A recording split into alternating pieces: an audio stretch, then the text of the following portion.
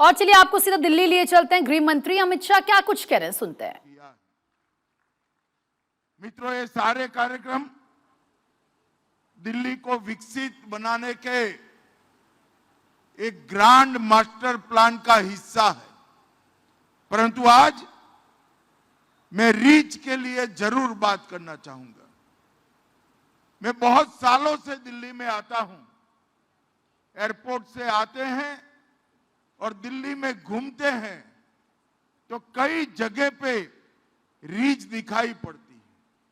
Reach के अंदर जहरीले बबूल और कंटीले कई प्रकार के वृक्ष दिखाई पड़ते हैं, जो देखने में तो हरित दिल्ली का भ्रांति खड़ा करते हैं, मगर हमारे पर्यावरण के अनुकूल नहीं। दिल्ली में 1994 में 7,784 हेक्टर रीच को इंडियन फॉरेस्ट एक्ट के तहत अधिसूचित किया गया, परंतु इसकी फाइनल अधिसूचना 30 सालों से नहीं निकली थी।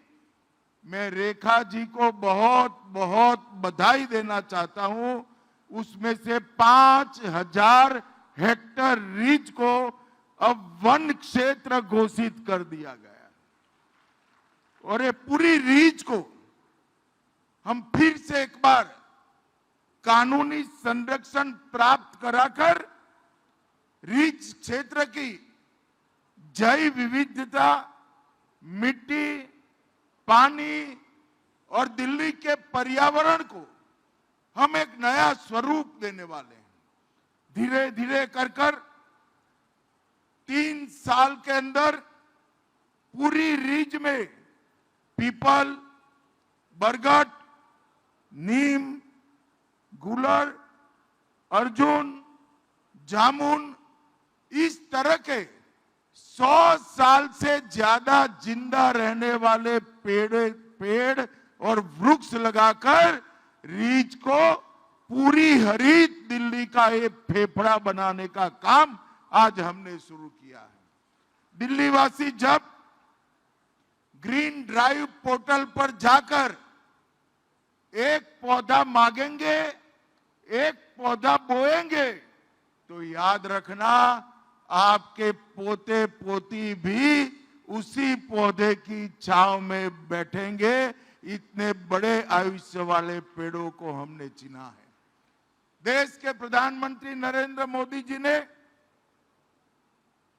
एक पेड़ मां के नाम के अभियान को शुरू कर पर्यावरण संतुलन का एक अद्भुत प्रयोग हमारे देश में चालू किया है। अंधाधुंध पेड़ों की कटाई ने ओजोन के स्तर के अंदर बहुत बड़े बड़े छेद बनाए हैं।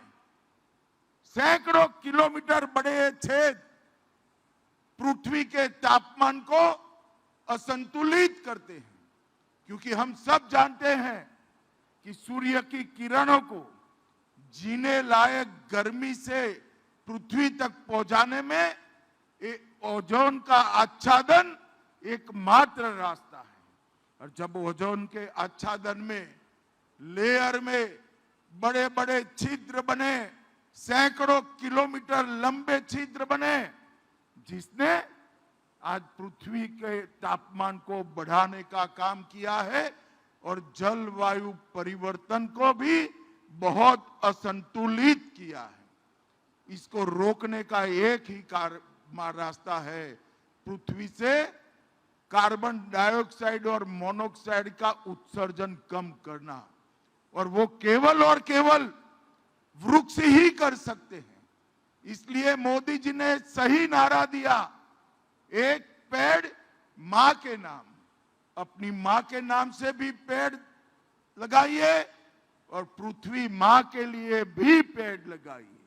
ये दोहरे उद्देश्यों वाला ये अभियान आने वाले दिनों में भारत को आगे बढ़ाएगा।